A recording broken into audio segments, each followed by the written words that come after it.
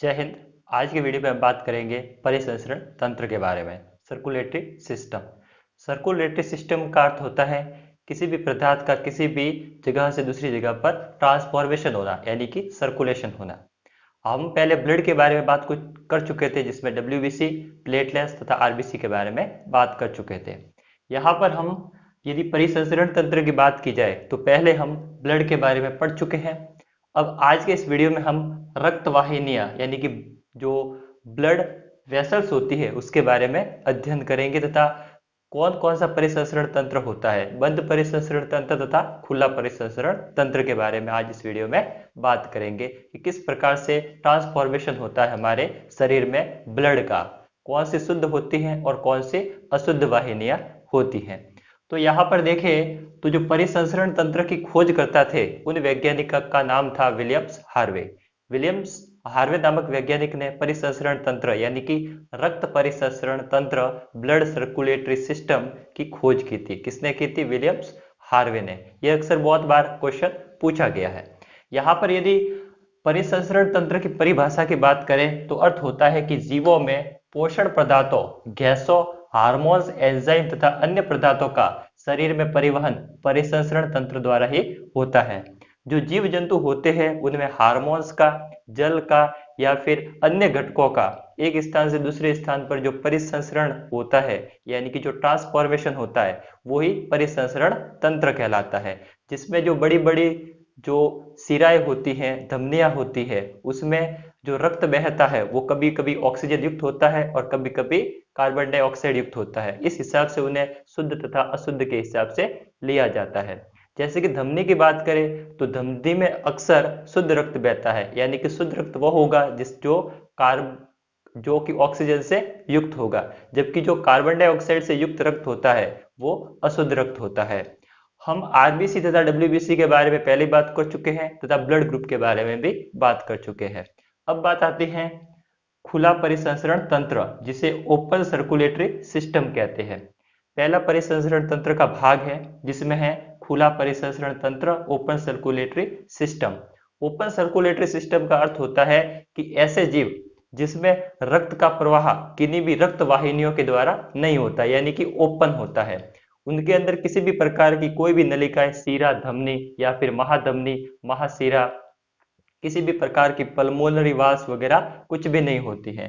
तो यहाँ पर रक्त सीधे ही शरीर के विभिन्न भागों में पहुंचता है। जैसे कि जो अकशेरुकीय जीव होते हैं, अकशेरुकीय जीवों का अर्थ होता है जिसमें रीढ़ की हड्डी नहीं पाई जाती, वे अकशेरुकीय जीव कहलाते हैं। इनमें जो ब्लड का प्रवाह होता है वो किसी भी जो आपके पास में जो धमनियां और जो सिराएं होती है उसके द्वारा नहीं होता है। तो उन्हें कहते हैं खुला परिसंचरण तंत्र, ओपन सर्कुलेटरी सिस्टम। आपने सीप, गेंगा और जो स्नेल है वो आपने देखे होंगे। उनका जो कवच वाला भाग होता है वही केवल पाया जाता है। चाहे उसके ऊपर चाहे आप कितना भी मारो, कितना भी पीटो, उसके अंदर से कभी भी खून का प्रवाह नहीं हो सकता। जबकि जो जीव के अंदर कोई भी वाहिनियां पाई जाती हैं, कोई भी ब्लड सर्कुलेटरी जो वेकल्स पाई जाती हैं, नलिकाएं पाई जाती हैं, तो वो यदि उसके ऊपर यदि आघात किया जाए तो बहुत प्रेशर के साथ में ब्लड का फ्लो होता है। जबकि जो खुला परिसंचरण तंत्र जिसमें किसी भी प्रकार की कोई वाहिनियां नहीं पाई जाती, उसमें किसी भी प्रकार का कोई भी ब्लड का प्रवाह ज्यादा नहीं होता, क्योंकि वो तो क्या है, ओपन सर्कुलेटरी सिस्टम का कार्य करते हैं। जैसे कि अकशेरुकीय जीव होते हैं, अकशेरुकीय जीवों में इस प्रकार का देखा जाता है। यहाँ पर चाहे इसके ऊपर किसी का भी वार कर दो, केवल उनका खोखला पदार्थ ही होता है जो उन्हें सुरक्षा प्रदान करता है। दूसरे प्रकार के पाए जाते हैं जिन्हें हम कहते हैं बंद परिसंचरण तंत्र, close circulatory system. Close circulatory system में जो जीव जो कि मनुष्य है वो आते हैं, जो कि कशेरुकीय जीव होते हैं, जिसमें कि रीढ़ की हड्डी पाई जाती है। तो यहाँ पर लिखा हुआ है रक्त बंद नलिकाओं में प्रवाहित होता है, यानी कि जो रक्त होता है वो एक बंद नलिकाओं में प्राप्त होता है। जैसे कि कई बार क्या क्वेश्चन पूछा गया कि ऐसे कौन से जीव होते हैं जिसमें से रक्त बंद नलिकाओं में प्रवाहित होता है, तो वो है कशेरुकीय जीव जिसमें रीढ़ की हड्डी पाई जाती है। अपवाद के तौर पर जो एनिलिडा वर्ग के जंतु होते हैं जैसे कि केचुआ, इसमें किसी भी प्रकार का कोई भी व्हीकल्स यानी कि वाहिनियां नहीं पाई जाती हैं। तो दो प्रकार के सर्कुलेटरी सिस्टम हुए, एक हुआ खुला परिसंचरण तंत्र जो कि ओपन सर्कुलेटरी सिस्टम कहलाता है, उसमें किसी भी प्रकार की रक्त प्रवाह के लिए कोई भी नलिकाएं नहीं होती है। जबकि दूसरी बात की जाए बंद परिसंचरण तंत्र की, क्लोज सर्कुलेटरी सिस्टम की, तो इसमें सीरा तथा धमनियां पाई जाती हैं। तो हम जब हार्ट की बात करेंगे तो हम सीरा और धमनी के बारे में पढ़ेंगे कि किस प्रकार से बंद परिसंचरण तंत्र में मानव में हृदय का काम होता है, जिसमें कि लेफ्ट एंड राइट हृदय होता है। जो कि मानव का हृदय होता है वो 4 कोष्ठकीय होता है, 4 चैम्बर होता है, जिसमें जो ऊपर वाले 2 पार्ट होते हैं वो आलिंद जबकि नीचे वाले नीले कहलाते हैं। तो यहाँ पर यदि कई बार पूछा गया है कि जो नलिकाएं होती है, बंद नलिकाएं, उसके अंदर से रक्त प्रवाह होता है, तो जो उसके अंदर का जो गैप होता है उसे क्या कहते हैं, तो उसे कहते हैं ल्यूमेन। ये एग्जाम में पूछा गया है कि जो नलिकाएं होती है उस नलिकाओं के अंदर जो आने जाने के लिए जो गैप होता है, यानी कि जो नलिकाएं होगी उसमें से ब्लड का प्रवाह होगा, तो जो ब्लड का प्रवाह जिस नलिका के अंदर के गैप से होता है उसे क्या कहते हैं, तो उसे कहते हैं ल्यूमेन। तथा धमनियां तथा सीरा के बारे में भी बात करेंगे कि जो धमनी होती है उसमें अक्सर शुद्ध रक्त बहता है, जबकि जो सिराएं होती है उसमें अक्सर अशुद्ध रक्त बहता है। तो क्लोज सर्कुलेटरी सिस्टम और ओपन सर्कुलेटरी सिस्टम के बारे में आप जान चुके होंगे। एक होता है मिक्स्ड सर्कुलेटरी सिस्टम जिसमें दोनों प्रकार की भांति के ब्लड सर्कुलेशन पाए जाते हैं, जो कि खुला परिसंचरण तंत्र का भी काम करता है और बंद परिसंचरण तंत्र का भी काम करता है। आपने मछली देखी होगी, तो जो मछली का जो उसका शरीर का भाग होता है उसमें तो क्या होता है कि वो तो क्लोज सर्कुलेटरी सिस्टम में होता है, जबकि जो उसकी जो ये पूंछ वगैरह होती है, पीछे की पूंछ, उसमें छोटी छोटी नलिकाएं पाई जाती हैं, तभी तो होता है ना, तो वो कहलाते हैं मिक्स्ड सर्कुलेटरी सिस्टम वाले पार्ट। तो ये था आपके पास में परिसंचरण तंत्र के बारे में, यानी कि सर्कुलेटरी सिस्टम के बारे में। सर्कुलेटरी सिस्टम की खोज किसने की थी, विलियम्स हार्वे ने की थी। सर्कुलेटरी सिस्टम का अर्थ होता है किसी भी जो पोषण पदार्थ एंजाइम्स है उसको रक्त के द्वारा हार्ट से किसी अन्य अंग तक पहुंचाना, जो कि वेकस के द्वारा होता है, जो कि रक्त नलिकाओं के द्वारा होता है। हम रक्त के बारे में पढ़ चुके, आज इस हम चैप्टर में रक्त नलिकाओं के बारे में पढ़ेंगे तथा आगे आने वाले वीडियो में हार्ट के बारे में भी अध्ययन करेंगे। तो इस प्रकार जो सर्कुलेटरी सिस्टम होता है वो दो प्रकार का होता है, एक होता है खुला परिसंचरण तंत्र जिसे ओपन सर्कुलेटरी सिस्टम कहते हैं। ओपन सर्कुलेटरी सिस्टम अकशेरुकीय जीवों में पाए जाते हैं जिसमें रीढ़ की हड्डी नहीं पाई जाती है, जैसे कि स्नेल, घोंगा, सीप। आपने शंख देखे होंगे, तो जो शंख होते हैं वो भी क्या होते हैं, खुला परिसंचरण तंत्र होते हैं, जिसके ऊपर चाहे कितना भी वार कर दे उसमें से जो ब्लड होगा वो प्रवाह के साथ में नहीं पाएगा। जबकि जिन जीवों में नलिकाएं पाई जाती है, जिन जीवों में वेसल्स यानी कि ब्लड वेसल्स पाई जाती है, उसके यदि वेसल्स को काट दिया जाए तो बहुत तीव्र गति से ब्लड का प्रवाह होता है। इसी प्रकार जो बंद परिसंचरण तंत्र होता है, क्लोज सर्कुलेटरी सिस्टम, इसमें रक्त बंद नलिकाओं यानी कि जो क्लोज जो वेकस होती हैं उसके द्वारा परिवहन होता है। एक हमने पढ़ा कि जो रक्त नलिकाएं होती है उसमें लगभग 100 से 120 जो कोलेस्ट्रॉल पाया जाता है। यदि रक्त नलिकाओं के अंदर यदि कोलेस्ट्रॉल की मात्रा बढ़ जाती है तो हार्ट अटैक की संभावना होती है, क्योंकि यदि कोलेस्ट्रॉल उस ल्यूमेन के अंदर फंस गया तो ब्लड का प्रवाह रुक जाएगा, तो कि वो हार्ट की ओर नहीं बढ़ पाएगा। तो इस प्रकार जो आपके पास परिसंचरण तंत्र था वो 3 प्रकार का होता है। एक होता है खुला परिसंचरण तंत्र, एक होता है बंद परिसंचरण तंत्र, एक होता है मिक्स्ड सर्कुलेटरी सिस्टम जिसमें दोनों प्रकार के खुला परिसंचरण तंत्र और बंद परिसंचरण तंत्र दोनों प्रकार के पाए जाते हैं। आप चाहो तो इसका स्क्रीनशॉट ले सकते हो। आगे हम बात करेंगे रक्त नलिकाओं यानी कि ब्लड वेसल्स के बारे में। अब हम बात करेंगे धमनी और सीरा के बारे में, क्या होती है धमनी और क्या होती है सीरा। तो चलिए समझते हैं। जो धमनी होती है, धमनी में हमेशा शुद्ध रक्त बहता है जिसे आर्टरी भी कहते हैं। धमनी का मतलब होता है जिसमें शुद्ध रक्त बहता है, इंग्लिश में कहते हैं आर्टरी। इसे याद कैसे रखोगे कि इसमें शुद्ध रक्त बहता है। धमनी ध से धनी लोग, धनी लोग हमेशा अच्छे कपड़ों में यानी कि शुद्ध कपड़ों में रहते हैं, इसलिए धमनी में कैसा शुद्ध रक्त बहता है। ऐसे भी याद रख सकते हो आर्टरी, आर्टरी का मतलब ए ग्रेड वाला खून कैसा होता है, शुद्ध होता है, यानी कि धमनी में हमेशा शुद्ध रक्त बहता है। इसके सबसे अच्छा फंक्शंस क्या है कि ये जो ब्लड को हार्ट से बॉडी तक ले जाती है, यानी कि जो धमनी होती है ये हार्ट से बॉडी तक ब्लड को लेके जाएगी। इसका मतलब ऑक्सीजन युक्त लेके जाएगी, इसका मतलब धमनी में शुद्ध रक्त बहेगा। इसकी अच्छी परिभाषा ये हुई कि जो ब्लड वेसल्स होती है उसके द्वारा हार्ट से शरीर के विभिन्न भागों तक रक्त ले जाने का कार्य कौन करती है? धमनी करती है, जिसे आर्टरी भी कहते हैं। जो ब्लड होता है उस ब्लड को अपने आप बॉडी तक पहुंच रहा है, इसका मतलब उसके अंदर प्रेशर भी ज्यादा होगा। तो जो धमनी होती है उसके अंदर प्रेशर ज्यादा होता है। हम जानते हैं कि जो ब्लड प्रेशर का मान होता है वो 80/120 होता है, उसके बारे में पढ़ाएंगे ब्लड प्रेशर के चैप्टर में। तो जो धमनी किस प्रेशर के साथ में भेजती है? 120 के साथ में। अगर ये 120 के साथ में भेजेगी तो आसानी से बॉडी तक पहुंच जाएगा। अब इसमें क्या है कि इसका प्रेशर बहुत ज्यादा है, कितना है? 120। अब जो धमनियां होती है वो बहुत गहराई में स्थित होती है। जैसे कि आप अपना हाथ देखोगे तो ऊपर वाली जो आपको दिखाई दे रही है ये धमनी नहीं है, ये सिराएं है। जबकि जो अंदर जो आपको बहुत कठोर दिखाई दे रही है ये धमनी है, क्योंकि जो धमनी की मोटाई होती है वो भी ज्यादा होती है। मतलब पहले धमनी होती है, उसके अंदर शुद्ध रक्त बहता है, यानी कि ऑक्सीजन युक्त रक्त बहता है। धमनी क्या करती है? हार्ट से बॉडी के विभिन्न भागों तक रक्त को पहुंचाती है, और इसका जो प्रेशर होता है वो ज्यादा होता है, इसलिए आसानी से रक्त को बॉडी तक पहुंचाया जा सके हार्ट से। 120 तक होता है। और जो धमनी होती है वो शरीर के बहुत गहराई में स्थित होती है। इसमें 9 वाल्व होते हैं। वाल्व का कार्य क्या होता है कि जैसे कि आप साइकिल के ऊपर वाल्व होता है, साइकिल के अंदर जो हवा भरते हैं उसके अंदर वाल्व होता है, यानी वाल्व क्या कार्य करता है? जब हमने एक बार हवा भर दी तो उसके अंदर ही रहेगी, वापस बाहर नहीं आ सकती है। जैसे कि हेड पंप होता है, तो हेड पंप से जैसे पानी को निकालते हैं तो वो एकदम ऊपर ही लाता है, वापस उसको नीचे नहीं भेज सकता। तो वाल्व का ये कार्य होता है। तो धमनी के अंदर वाल्व उपस्थित नहीं होता है।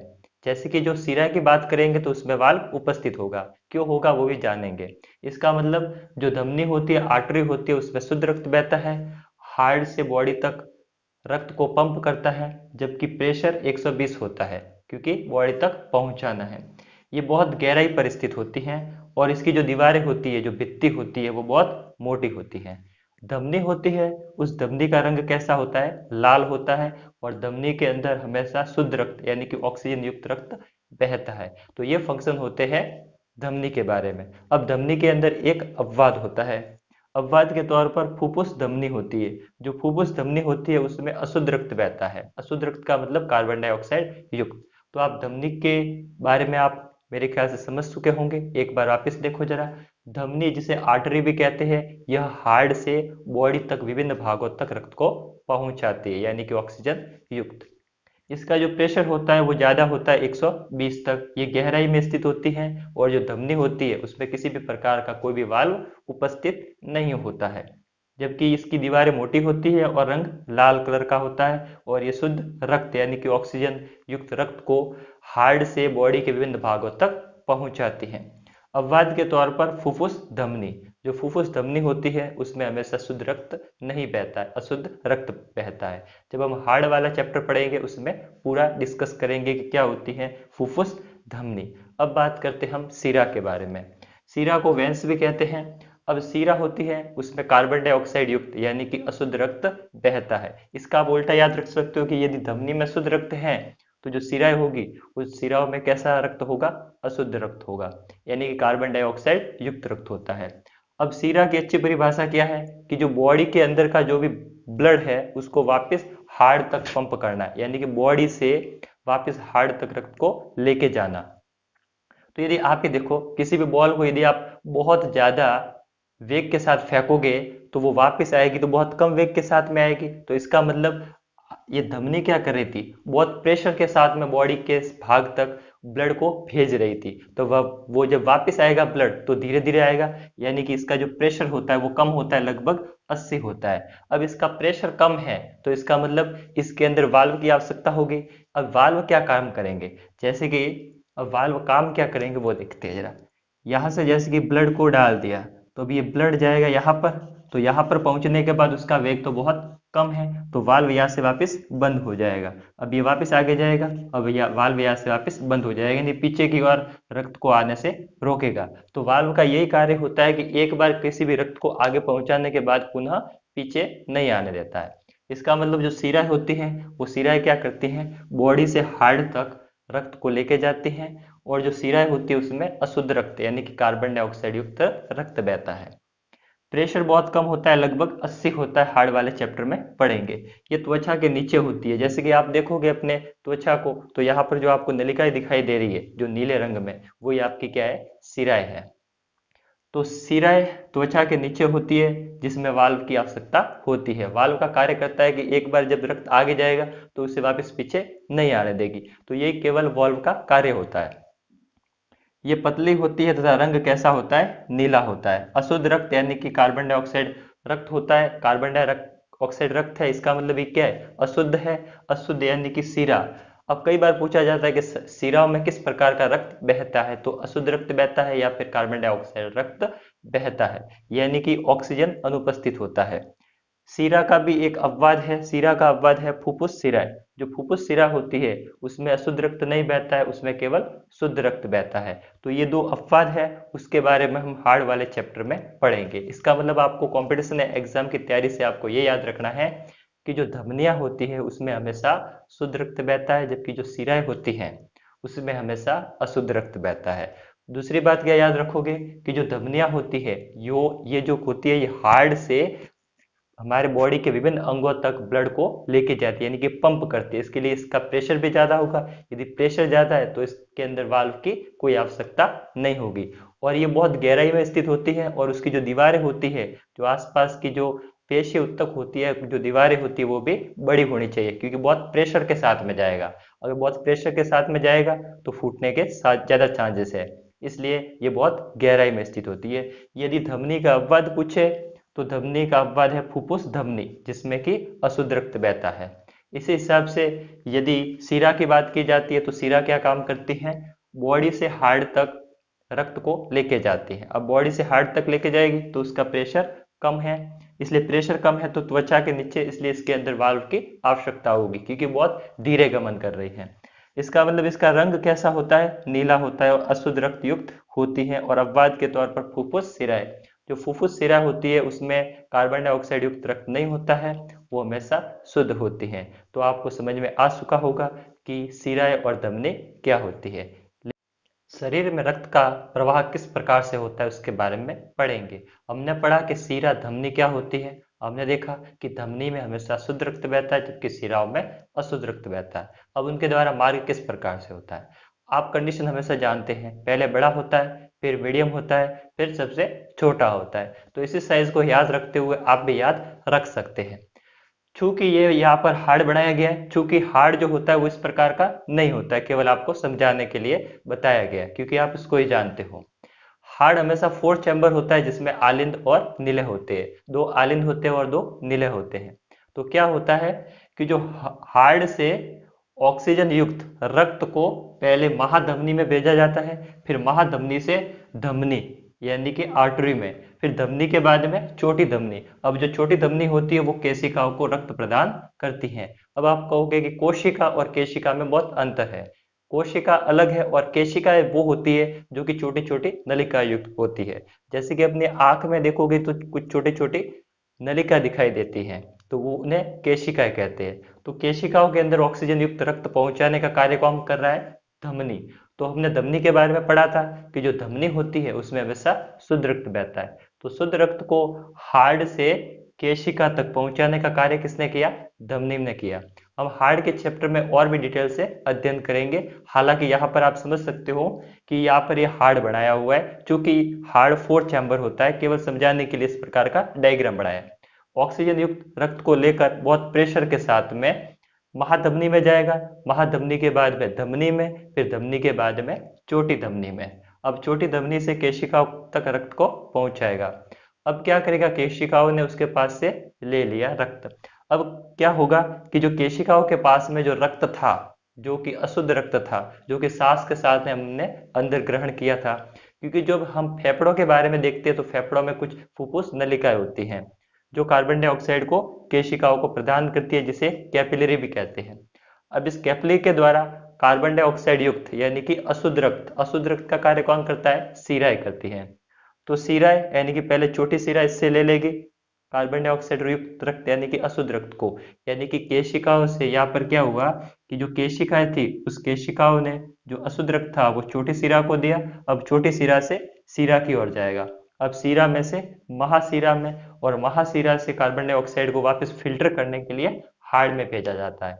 तो इसी प्रकार से ये चक्र चलता रहता है। तो आपको केवल एक कंसेप्ट याद रखना है कि पहले हमेशा बड़ा होता है, फिर छोटा होता है, फिर सबसे छोटा होता है, यानी कि बड़ा, मीडियम और छोटा। तो इस हिसाब से आप याद रखो कि हार्ड, महाधमनी, धमनी, छोटी धमनी और केशिका। इसी हिसाब से यहाँ पर लिखा हुआ है छोटी शिरा, फिर शिरा, फिर बड़ी शिरा। यानी कि जो धमनियां होती है उसमें हमेशा शुद्ध रक्त जो कि केशिकाओं तक पहुंचाया गया, और जो केशिकाओं के अंदर जो अशुद्ध रक्त था उस अशुद्ध रक्त को वापस शिराओं के अंदर भेजा गया। तो इस प्रकार सर्कुलेटरी सिस्टम होता है कि धमनी और शिराओं में। इसे लिखना चाहो तो लिख सकते हो।